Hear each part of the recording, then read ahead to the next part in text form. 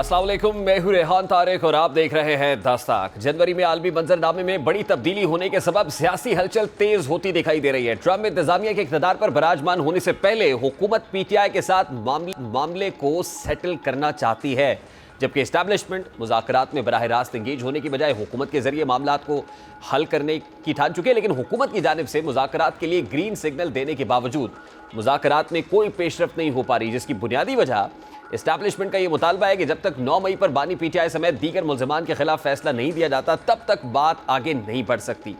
दूसरी जानिब बानी पीटीआई हैं जो 9 मई पर माफ़ी मांगने को तैयार नजर नहीं आते, बल्कि वो कभी एहतजाज की कॉल दे देते हैं तो कभी सिविल नाफरमानी की तहरीक चलाने का ऐलान कर देते हैं। यही वजह है कि मुक़्तदरा में बानी पीटीआई के रवैये को लेकर तशवीश की लहर दौड़ रही है, जबकि हुकूमत के लिए तैयार है और इस हवाले से अयाज सादिक अपना किरदार अदा करने की पेशकश भी कर चुके हैं। वो क्या कहते हैं, जरा उसकी एक झलक सबसे पहले आपके सामने रखता है।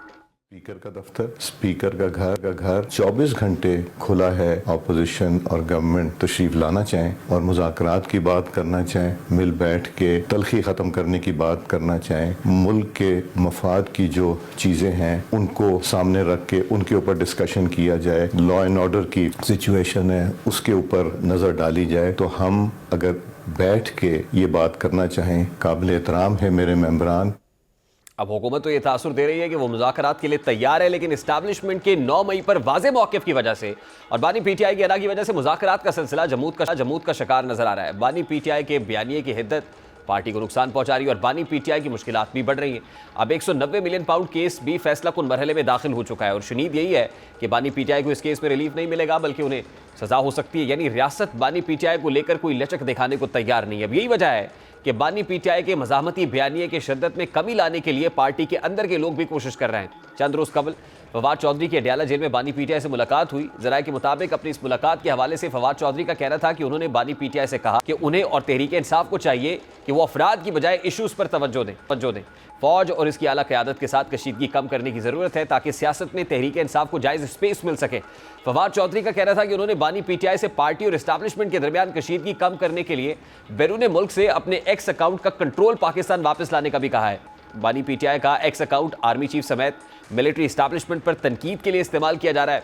ज़राए के मुताबिक फवाद चौधरी की तरह पीटीआई के कई सीनियर रहनुमा भी यही बानी पीटीआई का जारहाना अंदाज से इस्तेमाल होने वाला एक्स अकाउंट कंट्रोल में रखा जाए, क्योंकि इस अकाउंट और पार्टी के सोशल मीडिया को फौज मुखालिफ मुहिम्मात के लिए इस्तेमाल किया जा रहा है। लेकिन बेशतर पीटीआई रहनुमा सोशल मीडिया पर मुमकिन रद्दअमल के खौफ से अवाम में अपनी राय का इजहार नहीं करते। अब ज़ाहिर है फवाद चौधरी बानी पीटीआई को इस्टेब्लिशमेंट के साथ मामले को ठंडा करने पर जोर दे रहे हैं ताकि बात आगे बढ़ सके, क्योंकि हालिया दिनों में बानी पीटीआई के एक्स अकाउंट से फौज मुखालिफ ट्वीट्स की गई और इसके अलावा पीटीआई सोशल मीडिया टीम ने मिलिट्री प्रोडक्ट्स के बायकॉट की मुहिम भी चलाई। ज़ाहिर है ये मनफी मुहिम इस्टेब्लिशमेंट के लिए काबिल कबूल नहीं हो सकती। यही वजह है कि बानी पीटीआई को इदारों के खिलाफ महाजराई से रोकने की कोशिश की जा रही है। पीटीआई के अंदर से भी आवाज़ें उठ रही हैं कि इदारों से टकराव से पार्टी को नुकसान पहुंच रहा है। सवाल ये कि क्या बानी पीटीआई इदारों से टकराव की सियासत को तर्क करके एक कदम पीछे हटेंगे ताकि ताकतवर हल्के भी एक कदम पीछे हट सके, ताकि मफामत का कोई रास्ता निकल सके, क्योंकि इस वक्त मुज़ाकरात की बात पीटीआई रहनुमाओं और हुकूमत की जानिब से हो रही है। आज तहरीक इंसाफ की पार्लिमानी पार्टी का कौमी असम्बली में इजलास हुआ, जिसमें मौजूदा सियासी सूरत हाल और हुकूमत से मुज़ाकरात के हवाले से अहम मुशावरत की गई। पार्लिमानी पार्टी इजलास में तहरीक इंसाफ पंजाब के अरकान कौमी और सूबाई असम्बली के घरों पर और डेरों पर छापों की भरपूर अल्फाज में मजम्मत की गई। इजलास में यह मुतालबा किया गया कि तहरीक इंसाफ के MNAs और MPs पर दबाव डालना बंद किया जाए। एलामिया के मुताबिक अरकान पर दबाव और छापों का सिलसिला जारी रहने की सूरत एवान में भरपूर एहतजाज का फैसला किया गया। इजलास में पार्लिमानी पार्टी का 9 मई और 26 नवंबर के वाक़यात पर फौरी जुडिशल कमीशन की तश्कील का मुतालबा भी सामने आया और एलामिया में कहा गया कि दोनों वाक़यात की शफाफ तहकीकात के लिए जुडिशल कमीशन नागुज़ीर है। इसके अलावा पार्लिमानी पार्टी का बानी तहरीक इंसाफ समेत तमाम सियासी असीरान की फौरी रिहाई का मुतालबा भी किया गया। पार्लिमानी पार्टी ने 26 नवंबर के शोहदा को खिराज तहसीन भी पेश किया। पार्लिमानी पार्टी ने अज़्म ज़ाहिर किया कि वो तहरीक इंसाफ और क़यादत अपने शोहदा के साथ खड़ी है। पार्लिमानी पार्टी का यह भी कहना था कि बानी तहरीक इंसाफ ने मस्बत सोच के साथ मुज़ाकराती कमेटी तश्कील दी। बानी तहरीक इंसाफ चाहते हैं कि मुल्क आगे चले और तरक्की करे। हुकूमत ने मुल्क को जिन मसाइल से दो चार करने की कोशिश की, मुल्क की तरक्की के लिए मुज़ाकरात से ही मसाइल का हल निकलेगा। सियासी इस्तेहकाम के बगैर मुल्क तरक्की नहीं कर सकता। मुल्क में सियासी इस्तेहकाम और मुल्क की तरक्की के लिए बातचीत के लिए तैयार हैं। अब तहरीक इंसाफ की पार्लिमानी पार्टी के इजलास में मुज़ाकरात पर जोर दिया गया, लेकिन तहरीक इंसाफ के कुछ रहनुमा ये तासुर भी दे रहे हैं कि मुज़ाकरात को कमजोरी ना समझा जाए। इस वक्त पाकिस्तान तहरीक इंसाफ के रहनुमा नईम हैदर पिछौता साहब ने भी ज्वाइन किया है। अस्सलाम वालेकुम नईम हैदर पिछौता साहब, बहुत बहुत शुक्रिया आपके वक्त के लिए। सर, सबसे पहले तो बड़ा सादा सा सवाल है, क्या वाकई पाकिस्तान तहरीक इंसाफ का मज़ाहमती बयानिया मुज़ाकरात की राह में एक बड़ी रुकावट है? बहुत शुक्रिया, आपने मौका दिया जी। देखें, हमारे ऊपर एक इल्ज़ाम लगाया जाता था कि ये कभी भी टेबल की बात नहीं करते, कभी भी कोई दरवाज़ा नहीं खोलते। हमने दरवाज़ा खोला है तो उसके ऊपर कहने लग पड़े हैं जी कि देखें जी फैज़ की गिरफ्तारी से डर गए हैं, उसकी गिरफ्तारी से डर गए। इमरान खान के ऊपर 200 से ज्यादा केसेस बने, 34 साल सजा दी गई, लेकिन इमरान खान अपने मौकफ से पीछे नहीं हटे। हर तहरीक इंसाफ के वर्कर्स लीडर्स के ऊपर मुख्तलिफ मुकदमात बने, लेकिन हम नहीं पीछे हटे। आज भी अगर हम बात कर रहे हैं तो हमारी जो मुतालबात हैं वो बड़े जायज़ हैं। जुडिशल कमीशन बनाए और सियासी कैदियों की रिहाई, इसमें कोई ऐसा काम नहीं है जो इलीगल है। जो इससे भागेगा वो चोर होगा, वो उसमें कसूरवार होगा, उस वजह से भागेगा। तो हमने अपनी तरफ से एक मौकफ अपनाया है। अगर वो मौकफ नहीं होता, आज भी वकला ने आकर अडयाला जेल के बाहर बात की है, उन्होंने यही मौकफ रखा है कि खान साहब ने ये कहा है कि अगर इतवार तक कोई पेशरफ्त ना की गई तो फिर हम आगे बढ़ेंगे, तहरीक की तरफ जाएंगे। नहीं, लेकिन हुकूमत की जानिब से तो गुज़श्ता रोज़ से कौमी असम्बली के फ्लोर पर खासी फ्लेक्सिबिलिटी दिखाई दे रही है। स्पीकर कौमी असम्बली सरदार एयाज सादिक ने तो अपने घर का भी कहा कि आप आइए, बैठने के लिए तैयार है। स्पीकर चैम्बर भी इसके लिए तैयार है। राना सनाउल्लाह साहब की जो तकरीर है उसमें भी खासी फ्लेक्सिबिलिटी दिखाई दी कि हुकूमत तो तैयार नजर आती है। लेकिन नईम हैदर पिजौता साहब, लगता है कि तहरीक इंसाफ भी दो बयानियों का शिकार है। एक तो मोतदिल लोग हैं जो चाहते हैं कि हुकूमत के साथ बैठा जाए, हीट को कम किया जाए, और दूसरी तरफ कुछ लोग ऐसे हैं जो ये चाहते हैं कि नहीं, अभी अभी जो है ना वो एड फ्यूल टू फायर वाली बात है कि इसको मजीद आग को हवा देनी चाहिए। देखें, यहाँ पर बयानियां, यहाँ पर बात, यहाँ पर राय, यहाँ पर फैसला सिर्फ इमरान खान साहब का होता है। और डेफिनेटली वो तमाम पार्टी के रहनुमाओं से ओपिनियन लेते हैं, सुनते हैं। अगर छोटा सा एक वर्कर भी आ जाता है ना, जिसकी उम्र भी कम है, जो समझता भी नहीं मामलात को, इमरान खान साहब उसकी भी बात इतनी तवज्जो से सुनते हैं जितने एक पार्टी के सीनियर रहनुमा की सुनते हैं। तो वो सुनने वाले हैं, समझने वाले हैं, हर चीज को बेहतर जानते हैं। उन्होंने एक अपना मौकफ दिया है। और जहां तक बात है कि दूसरी तरफ से बड़ा ढील वाला या बड़ा नरम या जो भी आप कह लें, मौकफ एक आया है, तो मेरा ख्याल में अगर बात की हद तक मौकफ आया है तो उसको प्रैक्टिकली करने के लिए आपको भी कहीं अगर नजर आए कि कमेटी तश्कील दे दी गई है तो फिर तो समझ आए बात के वाकई ही जी कोई वहां से भी रखता है राय। अगर खाली ये कहा जाए कि तुसी लै आओ जी गढ़ ते फिर असीं तां आवांगे ते मेला पवणगियां ते मंगनी होवेगी, इंज नहीं होता। हमने बड़ा क्लियरली कहा है कि ये हमारी 7 रुकनी कमेटी है, हम इन 2 मुतालबात के साथ आए हैं। आइए, अगर कोई बात करना चाहता है तो ठीक है, कीजिए। लेकिन पहले दिन जब हमने बात की तो हमने ओपन कहा, ये हमने नहीं कहा कि हम ये, तो उस पर ये कहा गया कि देखें डर गए हैं। फिर हमने कहा कि अगर आप ये समझते हैं डर गए हैं, अब भी हम मजीद टाइम देते हैं। हमने 14 की जो डेट थी 15 को आगे, और फिर वो उसको हमने आगे बढ़ाया, टाइम दिया है कि और टाइम है, कीजिए। लेकिन कोई कमेटी बने, लेकिन कोई चीज सामने से आपको ये यकीनन हुकूमत हम जानेंगे कि क्या वो कोई कमेटी बनाने के लिए तैयार है या नहीं है। लेकिन दूसरी तरफ देखिए ना कि पाकिस्तान तहरीक इंसाफ की पार्लिमानी पार्टी का इजलास हुआ। गुज़श्ता रोज शेर अफजल मरवत ने पार्लियामान के फ्लोर के ऊपर खड़े होकर बड़ी बेहतर बात की, मोतदिल बात की, कदरे नरम रवैया रहा, कोई जारहाना अंदाज नहीं था, खिलाफ तवक्को। लेकिन आज खबर यह कि पार्लियामानी पार्टी ने डिसोन कर दिया स्टेटमेंट को शेर अफजल मरवत के। देखें, मैंने पहले भी गुजारिश की ना कि मौकफ, बयानिया, बात, फैसला, राय, कोई भी चीज जो है वो खान साहब की तरफ से है। तो खान साहब ने एक मौकफ दे दिया है, हमने कमेटी बना दी है, तो बात तो सिंपल सी है, कमेटी बनाएं, ले आएं, बात करें, आगे बढ़ें, ठीक है।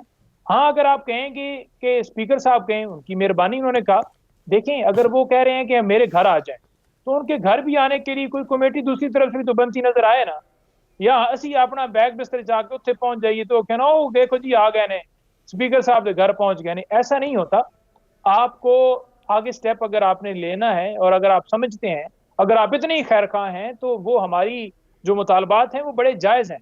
हम तो वाज़ेह कह रहे हैं कि 9 मई और 26 जो सानिया हुआ है, जो शहदा जो शहीद हुए हैं, जख्मी हुए, मिसिंग है, जुडिशल कमीशन बनाया जाए, तमाम सियासी कैदियों की रिहाई की जाए। यही तो वो कह रहे हैं ना कि शराइत के साथ मुज़ाकरात नहीं होते, मुज़ाकरात गैर मशरूत होने चाहिए, नंबर 1।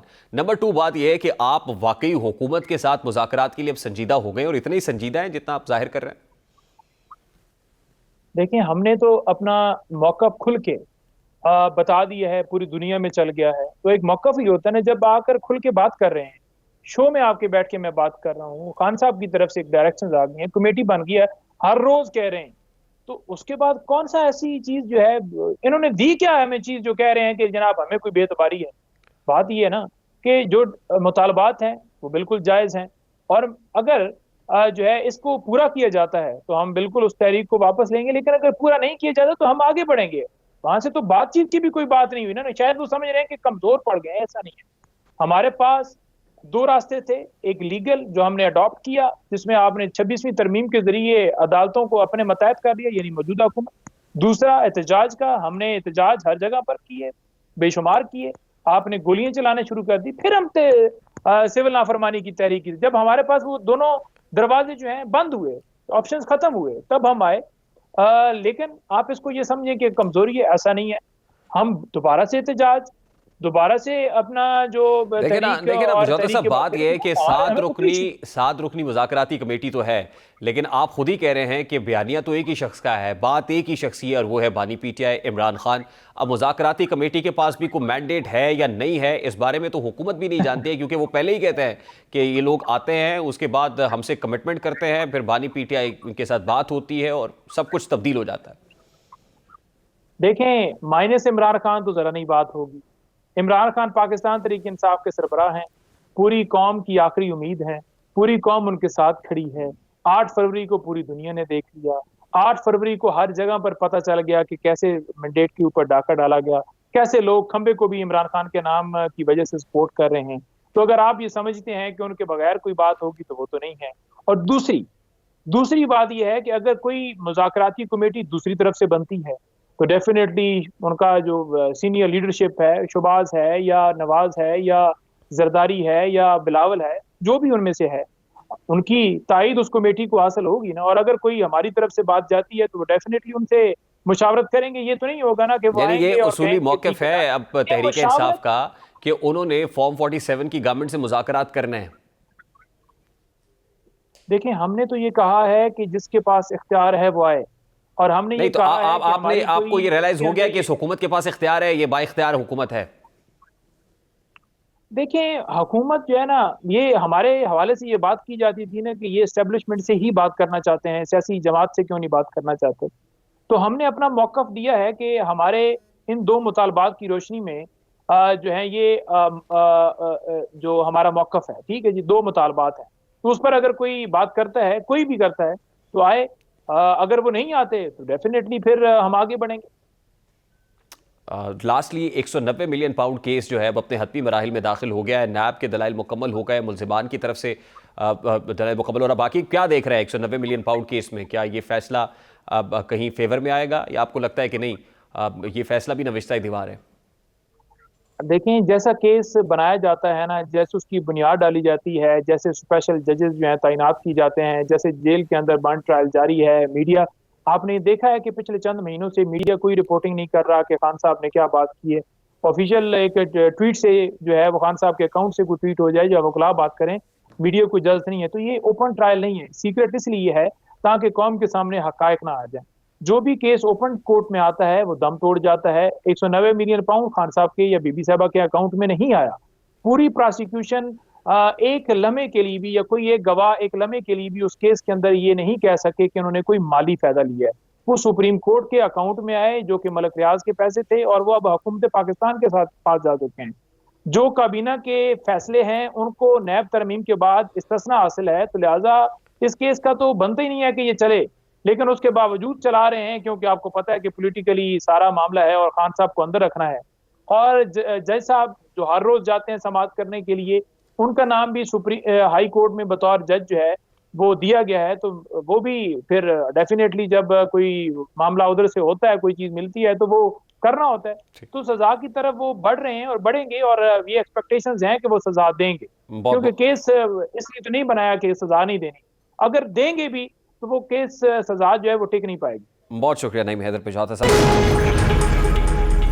पाकिस्तान तहरीक इंसाफ की जानिब से मुज़ाकराती कमेटी अनाउंस कर दी गई। पार्लियामेंट्री कमेटी ने मुज़ाकरात के हवाले से जो एलामिया है वो जारी कर दिया। हुकूमत मुज़ाकरात में किस हद तक संजीदा है, बात करेंगे। इस वक्त इख्तियार वली खान साहब पाकिस्तान मुस्लिम लीग नून के मरकज़ी रहनुमा हमारे साथ मौजूद है। अस्सलाम वालेकुम इख्तियार वली खान साहब, बहुत बहुत शुक्रिया आपके वक्त के लिए। पाकिस्तान तहरीक इंसाफ 7 रुकनी मुज़ाकराती कमेटी अनाउंस कर चुकी, मगर हुकूमत की जानिब से अभी तक कमेटी अनाउंस नहीं की गई। तो क्या हुकूमत गैर संजीदा है मुज़ाकरात को लेकर, वो सीरियसनेस नहीं है? सबसे पहले बात यह है ना कि मैं जिस दिन इनकी कमेटी बनी थी मैंने इनको बोला था पीटीआई वालों को कि आप सीधे जाएं, आप वुज़रा के साथ बैठे, और वुज़रा के साथ बैठने में अगर आपको कोई शर्म महसूस होती है तो आपके पास वजीर आजम साहब खुद आते हैं कौमी असम्बली, उनको जाके मिले। वो आपकी अपोजिशन की नशिस्तों पर आके आपसे हाथ मिला लेते हैं, हाल चाल पूछते हैं। आप भी जाइए, अगर वहां भी नहीं जा सकते तो आप सीधे जाइए और स्पीकर का गुड ऑफिस जो है उसको इस्तेमाल करें, उसको परविकार लाएं। हुकूमत तो संजीदा है, हुकूमत तो ये तो नहीं है कि संजीदा नहीं है। हम तो चाहते हैं कि ये लोग आए, ये लोग कौमी धारे में आए, कि ये पॉलिटिकल पार्टी बन जाए, पॉलिटिकल पार्टी की तरह ये लोग अपना रख रखाव रखें, वो बर्ताव रखें, वो लबो लहजा इस्तेमाल करें। हर वक्त जब भी ये बात करते हैं तो ऐसे लगता है जैसे किसी मुखालिफ मुल्क के लोगों से ये बात कर रहे हैं, या ये खुद कोई दूसरा मुल्क है या कोई प्राइवेट मलेशिया है। और जो इनके प्रीवियस कॉन्डक्ट है वो भी ज्यादा अच्छा नहीं है। नहीं, लेकिन तो इख्तियार वाली साहब, अगर हुकूमत संजीदा है तो एक प्रोसेस है ना मुज़ाकरात का, कि आप कमेटी अनाउंस कर दीजिए आप भी कि ये कमेटी होगी, ये टीओआरस होंगे। इस कमेटी को हुकूमत मैंडेट देती है कि वो पाकिस्तान तहरीक इंसाफ की 7 रुकनी कमेटी को इंगेज करे, उनसे मुज़ाकरात कर ले। ये रेहान बिल्कुल वही होगा, टीओआर भी बनेंगे और हुकूमत की तरफ से कमेटी भी होगी। लेकिन ये इट्स टू अर्ली, आज नहीं तो कल इंशाल्लाह कमेटी बन जाएगी। कमेटी बनानी होगी और हुकूमत ने कमेटी बनानी है। पार्टी की जो सीनियर लाइन है उसमें से राना सनाउल्लाह साहब और ख्वाजा आसिफ साहब के जो उन्होंने असेंबली फ्लोर पर स्पीचेस की हैं, उससे आपको अंदाजा हो गया, बल्कि पूरी कौम को अंदाजा हो गया कि वी आर वेरी सीरियस। हम चाहते हैं कि इनके साथ डायलॉग हो और ये लोग आए कौमी धारे में, कौमी असेंबली में। ये अपना जो इनका जो लोगों ने इनको वोट दिया है उसके लिए उसको जहन में रखते हुए अपना ये किरदार अदा करें। जो ये कर रहे हैं ये तो इनका रोल नहीं है, ये तो इनका काम ही नहीं है। ये तो इसी पे लगे हैं कि 9 मई के बाद एक 26 नवंबर कर देते हैं, इसी पे लगे हैं कि भाई हमारा कैद ही छोड़ दो। नहीं, वो ये भी तो कह रहे हैं कि 9 मई के साथ साथ 26 नवंबर की भी जुडिशियल इंक्वायरी कराएं। नंबर 1, देखिए पहले तो सबसे पहले ये अप्रिशिएटेड है कि हुकूमत कोई कमेटी बनाने जा रही है, और जाहिर है पॉलिटिकली प्रोसेस में डायलॉग होना चाहिए, डेडलॉक नहीं होना चाहिए। कमेटी बन रही है तो बड़ी अच्छी बात है, लेकिन क्या कोई कॉन्फिडेंस बिल्डिंग मेजर्स के तौर पर जो मुतालबात खान साहब ने रखे हुए हैं उसमें कोई कैदियों की रिहाई वाला जो मामला है उस पर भी डेलिब्रेशंस हो रही है? क्योंकि एक तासुर ये भी मिला हुकूमती हलकों से कि उस पर पाकिस्तान तहरीक इंसाफ से कोई फहरिस्त मांगी गई है और CNICs के साथ मांगी गई है कि जो आपके अंडर ट्रायल कैदी हैं या कोई इस वक्त पॉलिटिकली विक्टिमाइज हो रहे हैं, तो उनकी लिस्ट दे दीजिए हमें ताकि उस पर आगे बढ़ा जाए। तो क्या ये बात भी हो रही है हुकूमती हलकों के अंदर, हुकूमती सफ़ों में? बिल्कुल ऐसा ही है। जो पॉलिटिकल, जिसको सियासी कैदी आप कह सकते हैं, उनको मैं कहता हूँ हम समझते हैं, सब समझते हैं, हमारे इत्तेहादी भी समझते हैं कि उनको रिलीफ देना चाहिए, उनको रिलीफ मिलना चाहिए, उनका हक है। सियासी कैदी कोई नहीं रहे तो अच्छा है, लेकिन जो क्रिमिनल केसेस में इन्वॉल्व है, क्रिमिनल ऑफेंसेस में इन्वॉल्व हैं, उनको हम सियासी कैदी नहीं कह सकते, ना ही ये उसको सियासी कैदी कह सकते हैं। जो सियासी कैदी होगा उसको सियासी तौर पर डील किया जाएगा। जो क्रिमिनल केसेस होंगे उसको क्रिमिनल तरीके से ही डील होने दें, यही बेहतर है। ये इसी में कानून की बालादस्ती होगी, तो उसमें कोई इबाहम नहीं है। जहां पर ये साथ में दूसरी बात करते हैं, देखिए सबसे पहले बात यह है कि अपोजिशन में और हुकूमत में बहुत बड़ा गैप है। अलग सलेक्ट तक गैप आ गया है कि अलग सेलेक्ट भी नहीं होती। मैं खुद अभी एक चैनल से होके आ रहा हूँ, PTI के एक रहनुमा रास्ते में मिले, हमारा आई टू आई कांटेक्ट हुआ, लेकिन हमने एक दूसरे के साथ सलाम भी नहीं की। तो ये अच्छी बात नहीं है। सबसे पहले तो करीब आना है, क्लोज आना है, कि एक दूसरे के साथ बैठे, तो वहां पर बड़ी मुश्किल से मुश्किल बातें हो सकती है, डिस्कशन हो सकती है। और सियासी जमातों का, सियासी लीडरों का काम ही ये होता है, उनके पास एक ही टूल होता है, एक ही हथियार है, वो है डायलॉग, वो है मुज़ाकरात। ये हथियार, बंदूक, पिस्तौल, बॉम्ब, देखिए इख्तियार वली साहब, बड़ी खूबसूरत खूबसूरत बात आप कर रहे हैं कि हमें करीब आना पड़ेगा, दिल मिलाने पड़ेंगे, लेकिन उसके लिए हुकूमत का कद क्योंकि बड़ा है और हुकूमत पे ओनस भी ज़्यादा है, रिस्पॉन्सिबिलिटी भी ज़्यादा है, हुकूमत साहिब इख्तियार है, तो आपको नहीं लगता कि हुकूमत को इनिशिएटिव लेना चाहिए इसके लिए? और अगर करीब नहीं आ रहे तो हुकूमत का भी एक रोल है। हुकूमत रेहान हुकूमत हमेशा, आपने देखा कि पाकिस्तान मुस्लिम लीग नून एक जिम्मेदार जमात है इस मुल्क की, और इस मुल्क में इसके पनपने में, इसके तरक्की है। हमारे लीडर नवाज शरीफ का, हमारे वजीर आजम शहबाज शरीफ का, हमारी पूरी जमात का बहुत बड़ा रोल है।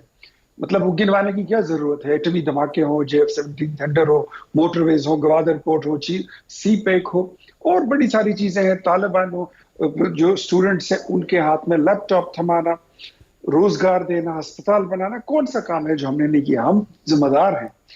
लेकिन हमें एक चीज जो बॉदर करती है कि PTI का रवैया, इनका तर्ज तकल्लुम, तर्ज तखातुब, ये अपोजिशन में भी ऐसा ही था।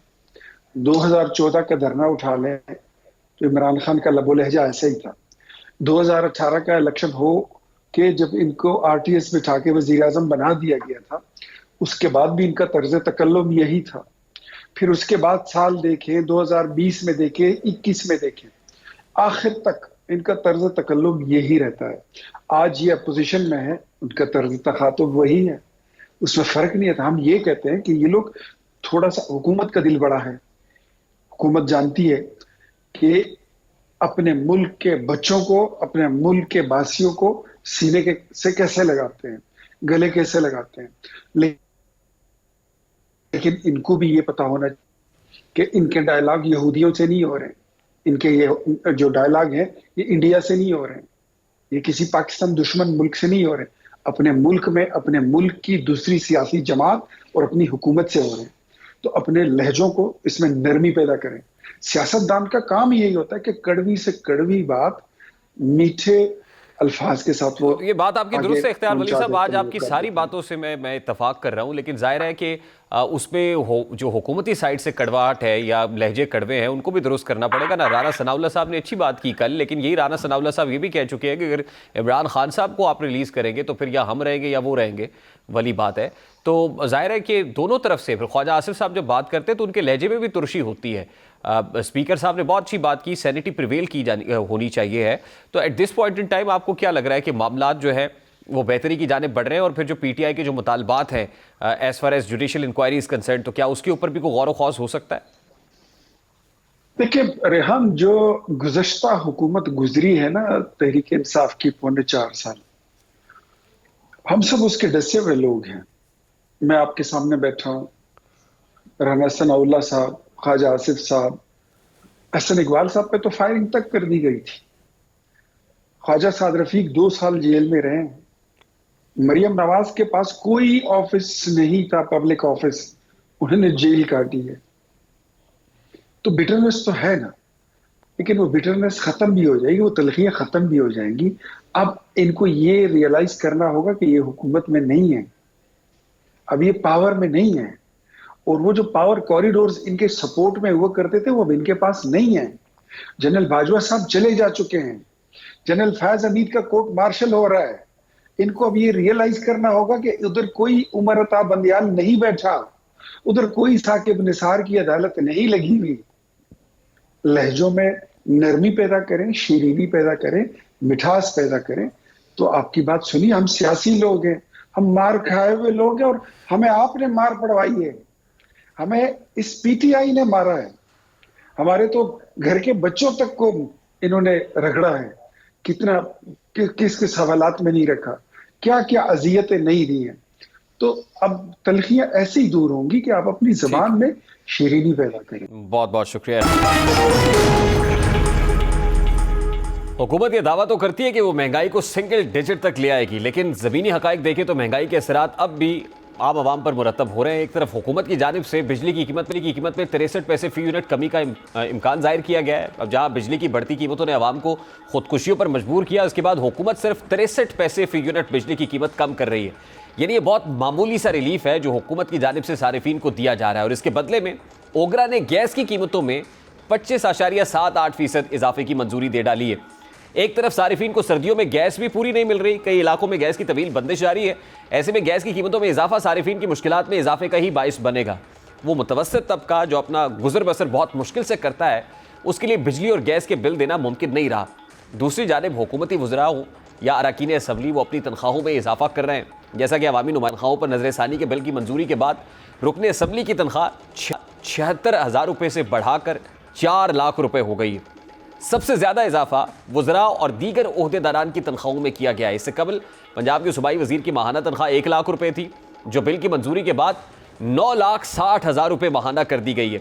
वज़रा की तनख्वाहों में तकरीबन 10 गुना इजाफा देखने में आया है। इसी तरह पंजाब असम्बली के स्पीकर और डिप्टी स्पीकर की तनख्वाहों में भी तकरीबन 8 से 10 गुना इजाफा देखने में आया है। स्पीकर की तनख्वाह 1,25,000 से बढ़ाकर 9,50,000 कर दी गई है और डिप्टी स्पीकर की तनख्वाह को 1,20,000 रुपये से बढ़ाकर 7,75,000 रुपये कर दिया गया है। कहने का मकसद यह है कि मुतवस्सित तबके की आमदनी महदूद और अखराजात ज़्यादा हैं, जबकि ऐवान में भी नुमाइंदे अवाम के पैसों से अपनी तनख्वाहों और मरावात में इजाफा करने में मसरूफ़ है। और जब इनसे सवाल किया जाता है कि अवाम का महंगाई से बुरा हाल है और उनकी आमदनी महदूद है, जबकि अरकान अपनी तनख्वाहों में बिल के ज़रिए इजाफा करा लेते हैं, तो इसका जवाब उस्मा बुखारी कुछ यूँ दे रही हैं कि वो कहती हैं कि मेरी तनख्वाह 1,90,000 है, जिस पे गुजारा करना मुश्किल है।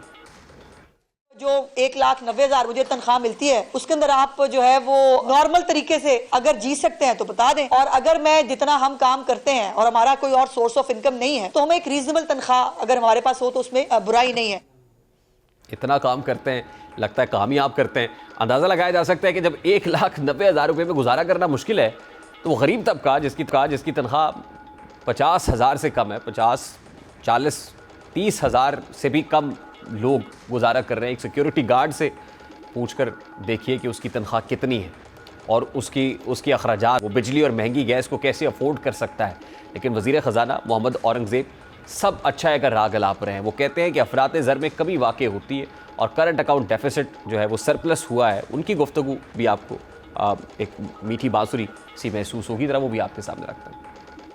और ये 10 साल बाद इस लेवल पे हम पहुंचे हैं, and this is on the back of very strong जो तरसीलात हैं, जो रेमिटेंसेज हैं, ये 35% they're up year on year. जिस तरह करंट अकाउंट सरप्लस 10 साल की ऊंचाई पे गया, इसी तरह इन्फ्लेशन भी ये तकरीबन 6.5 साल पहले 5% के करीब थी, विच इज नाउ टच 4.9% इन नवंबर 24।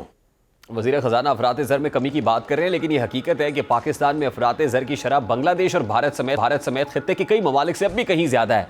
पाकिस्तान में जितनी मईशत की ग्रोथ है, तकरीबन उतनी ही आबादी बढ़ रही है। अब सवाल ये कि अगर शरह सूद में इंतहाई कमी हो चुकी है, ज़र मुबादला के ज़खायर भी मुस्तहकम है, स्टॉक एक्सचेंज भी तेज़ी से ग्रो कर रही है, इसके मस्बत असरात गरीब आवाम पर क्यों नहीं पड़ रहा है?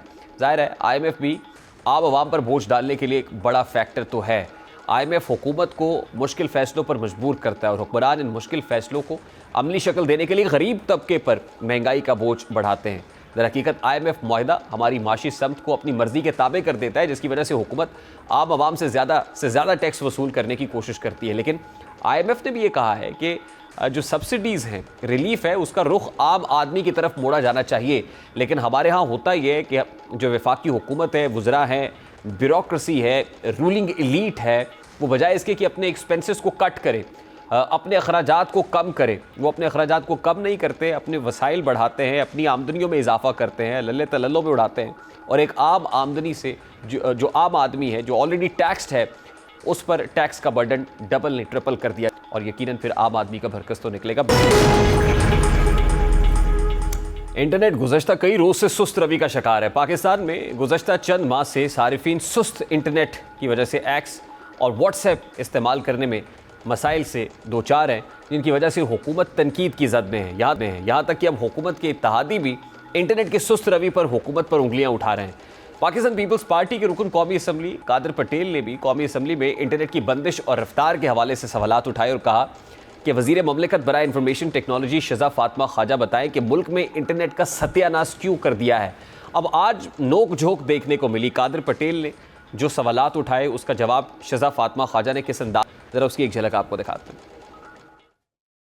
सत्यानाश इंटरनेट का क्यों मार दिया गया है इस मुल्क को? आप एक्स उठा लें, आप वाई उठा लें, आप जेड उठा लें, यहाँ वॉइस नोट नहीं खुलते, तस्वीरें नहीं खुलती। ये कौन सी फायरवॉल आप लगा रहे हैं जो लगते नहीं लग रही अब तक आपके पास? खुदा के वास्ते, जिन लोगों के कारोबार इससे मुंसलिक हैं उनको अरबों का नुकसान हो रहा है, स्टूडेंट्स की पढ़ाई मुतासिर हो रही है, लोगों के मैसेजेस किसी हद तक आपको जो करना है करें, लेकिन कर चुके हैं। शौक नहीं है कि इंटरनेट बंद हो, ना हमें उससे कोई फायदा होता है ना खुशी मिलती है, ना मेरे पास कोई बटन है जिससे मैं इंटरनेट बंद करती हूँ। इस मुल्क में रेगुलेटरी मैकेनिज्म्स हैं, अगर सिक्योरिटी कंसर्न्स रेज होते हैं वो डायरेक्ट पीटीए को एज रेगुलेटर जाते हैं। एक्स की यूजेज 2% से भी कम लोग करते हैं पाकिस्तान के अंदर, और अगर तो इसको बंद करने का मकसद आजादी राय के ऊपर अटैक करना होता तो आज एक्स ना बंद होता, शायद टिकटॉक और फेसबुक बंद होते।